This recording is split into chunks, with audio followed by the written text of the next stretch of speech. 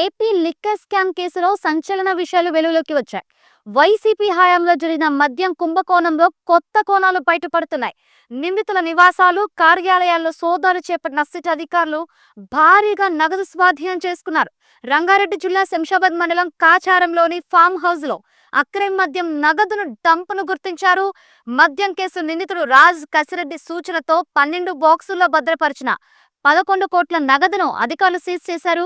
Liquor scam లో A40గా వరుణ్ వాంగ్మూలం ఆధారంగా తనిఖీలు చేపట్టిన అధికారులకు భారీగా నగదు పట్టుబడింది.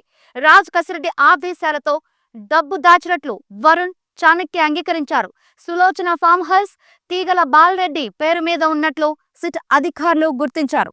ఏపీ మద్యం కుంభకోణం కేసులో సంచలన విషయాలు వెలుగులోకి వస్తున్నాయి. మద్యం స్కామ్ కు సంబంధించిన నగదు హైదరాబాద్ శివారు శంషాబాద్ లో భారీగా పట్టుబడింది.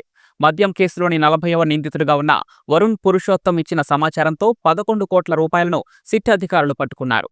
ఆంధ్రప్రదేశ్లో వైసీపీ హయాం నాటి మద్యం కేసులో విచారణ వేగవంతంగా సాగుతోంది. ఈ క్రమంలో మద్యం కుంభకోణానికి సంబంధించి కొత్త కోణాలు వెలుగులోకి వస్తున్నాయి. మద్యం కేసులో 40వ నిందితుడిగా ఉన్న వరుణ్ పురుషోత్తం నేరాన్ని అంగీకరించి సంచలన నిజాలు వెల్లడించారు. మద్యం కుంభకోణానికి సంబంధించి నగదు నిల్వల వివరాలను సిట్ అధికారులకు తెలిపారు. నిందితుడు వరుణ్ పురుషోత్తం ఇచ్చిన సమాచారంతో శంషాబాద్లో నగదు డంప్ని సిట్ అధికారులు పట్టుకున్నారు.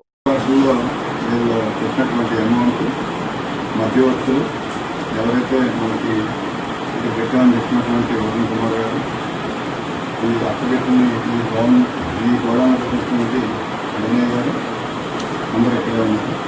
2 సంవత్సరంలో ఈ నోట్ల కట్టలన్నీ లెక్కిస్తే 12 బాక్సుల్లో మొత్తం 11 కోట్ల రూపాయలు దీంట్లో ప్యాక్ చేయబడి ఉన్నాయి.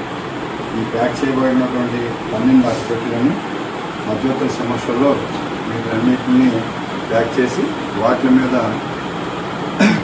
మధ్యవర్తులు, ఈ ప్రత్యక్ష సాక్షులు, ఈ కేసులో అసిస్టెంట్ ఇన్వెస్టిగేషన్ ఆఫీసర్స్ కూడా సంతకాలు చేసినటువంటి స్లిప్స్ని ఈ బాక్సుల మీద అంటించి దీన్ని సీల్ చేయడం జరుగుతుంది.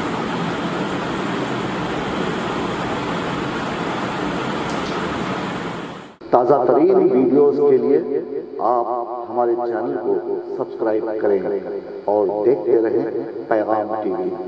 पैगाम टीवी, आवाज़ आपकी।